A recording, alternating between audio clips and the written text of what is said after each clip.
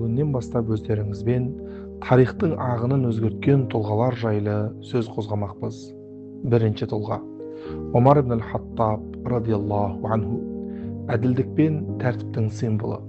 Омар ибн аль-Хаттаб радиаллаху анху кім болған? Омар ибн аль-Хаттаб радиаллаху анху шамамен 584 жылы Меккеде дүниеге келген. Исламның екінші халифасы. 634-644 жылдары билік жүргізген. Және 4 әділ халифаның бірі. Исламды қабылдағаннан кейін діннің нығаюына, әділ басқару жүйесі қалыптасуына өлшеусіз үлес қосты.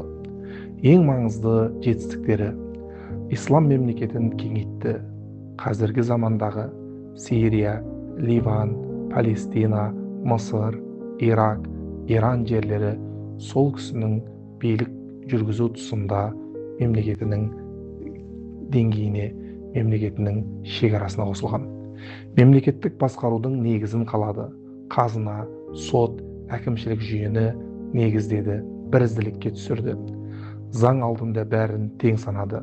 Тіпті өзі халифа, патша болса да, ол заңның алдында өзге қарапайым адамдармен тең тұрды. Кедейлер мен әлсіздерге тікелей өзі қамқорлық жасады. Басшыларды қатаң бақылап, халық мүддесін бірінші орынға қойды. Омар радиаллаху анху жайлы айтылған бірнеше хадистер бар. Соның бір сыпырасына тоқтала кетсек, пайғамбарымыз имам Тирмизи жеткізген хадисте расында Алла тағала ақиқатты Омардың тілі мен жүрегіне қойған деген. Басқа бір хадисте, егер менен кейін пайғамбар келетін болса, ол Хаттабтың баласы Омар болар еді, бірақ менен кейін пайғамбар келмейді деген. Басқа бір хадисте, шайтан Омар жүріп келе жатқан жолмен кездессе, басқа жолға бұрылып кетеді деген. Мінезі мен ерекшелігі: қатаң тәртіппен терең иманды қатар ұстанды. Әділдікке келгенде ешкімге жеңілдік жасамады. Жауапкершілікті биліктің емес, аманаттың белгісі деп білді. Тарихтағы әсері: әділ басшының эталонына айналды. Исламдағы басқару мәдениетін жүйелі деңгейге көтерді.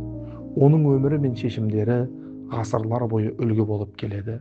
Алла тағала ізгілерден сабақ алуды, ізгілердің жолмен жүруді баршамызға нәсіп етсін.